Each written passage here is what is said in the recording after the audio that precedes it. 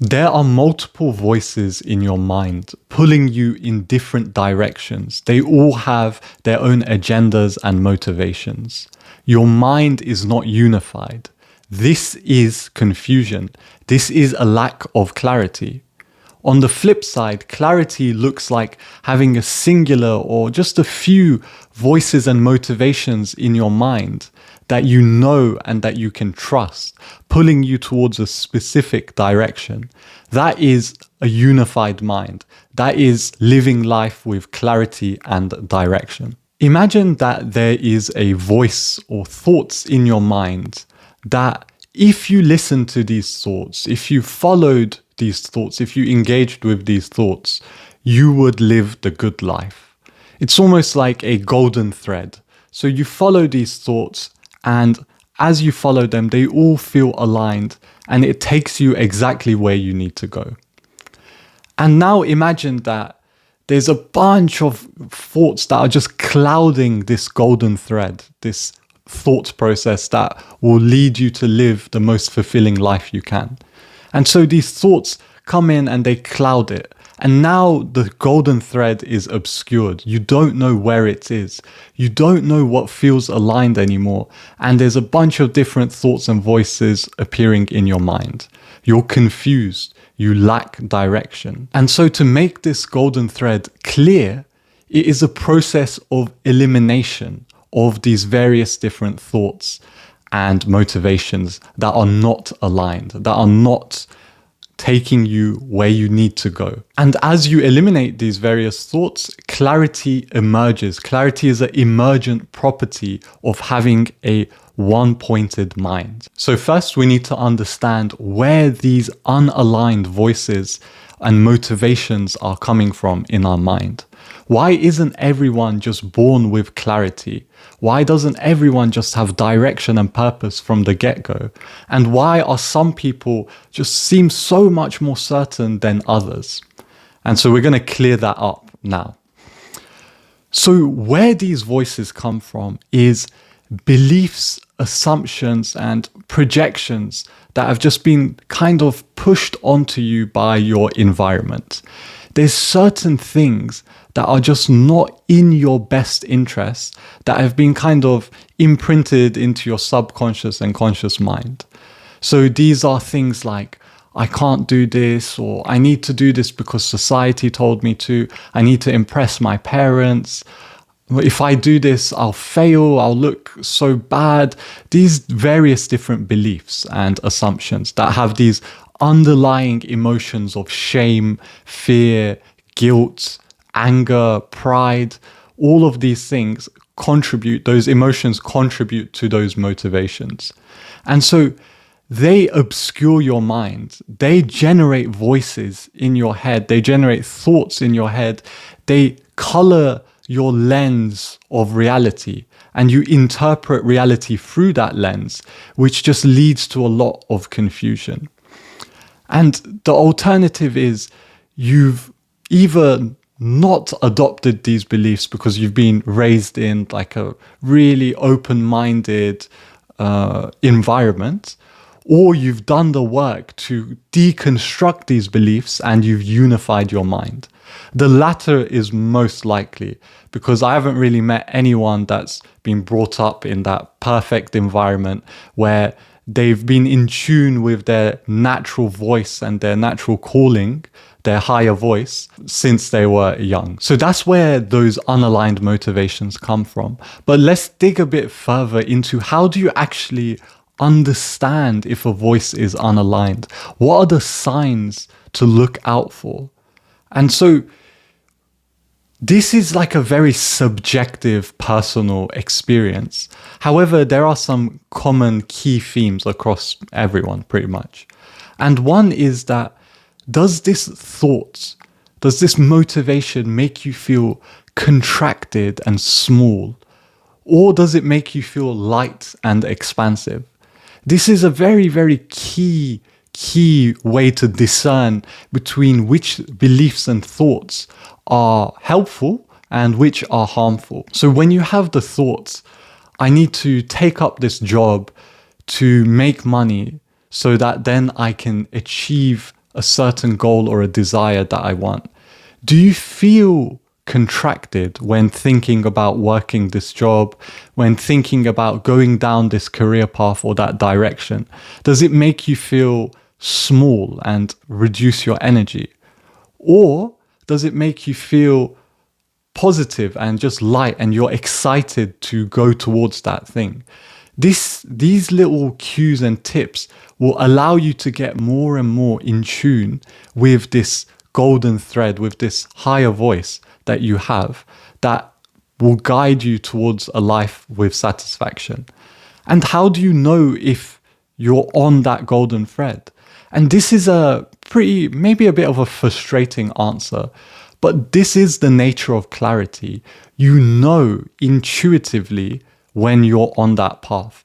Everybody has this innate compass built into them of knowing what they need to do or which direction they need to go in. And that compass can be a bit obscured by these other unaligned motivations, but everybody has that compass. And the more you sit with yourself and the more you kind of let these other things just dissolve or melt away, the more self-evident that clarity and that knowing will be. It will emerge out. And I promise you, every single person has this internal compass to help them direct themselves in life. However, it's not all sunshine and rainbows. It actually takes a lot of emotional work and courage to be able to even start questioning and breaking apart those beliefs that are keeping you in this perpetual state of inaction or disharmony or lack of clarity. When you start questioning beliefs like, I can't do this, or I need to make money fast, these beliefs of scarcity and lack and limitation, your ego is going to react. And it's going to be very scary because you are actually comfortable in your pain. If you weren't comfortable in your pain, you would have changed already. There is a sense of comfort and there is a subtle desire to stay stuck. It's more preferable for the mind or the ego to stay in familiar pain than it is to be free in the unknown, in the place where it can't predict. You've probably been repeating these cycles over and over and over again, and they're probably quite familiar to you by now. So be wary when questioning these beliefs. Your ego will try to distract you. You'll probably get some serious ego backlash. But if you commit to it, if you persevere, and if you're courageous through these beliefs, through dismantling these beliefs, they will eventually dissolve and leave you with a sense of clarity and purpose and direction. So what I've spoken about so far has been the one side of finding direction and purpose. It's the reduction method, where you're kind of just letting go of everything harmful and cultivating that which is positive. But to cultivate that which is positive, there's also a few things that you can actively contemplate in your spare time that will help bring that golden thread, that purpose, that clarity to surface. And these are things that are to do with you as a person. So some of these things are your strengths. What are you actually good at doing? What are your unique skills and strengths? What are your values? What do you value? Do you value truth? Do you value friendship? Do you value love? Do you value money? Do you value independence? These are all different options, and knowing your top 5 values really helps to figure out which thoughts to listen to, which motivations to listen to, what motivations align with you. What is your zone of genius? What are you uniquely gifted at? Everybody is uniquely gifted at certain things. These are things that you might have heard as a child that kept coming up again and again, something that you excel at. What are the mediums you prefer to express yourself through? Do you like writing? Do you like making videos? Do you like singing? There's various different mediums. Business can be a medium as well. And what is your domain of mastery? What do you want to master? Do you want to master sales? Is it music? Is it playing the guitar specifically? Is it teaching? Is it coaching? There's various different domains that you can gain mastery over. And another final thing that can really help bring clarity and direction to your life is using thought experiments and engaging with them deeply to see what life would look like if you didn't have certain limiting beliefs. So the one that comes to mind is, what would you do if you had 100 million in your bank right now? If you had 100 million in your bank and you put yourself into that situation, the belief or the limiting belief of I need money to make this work would be quietened. It would disappear.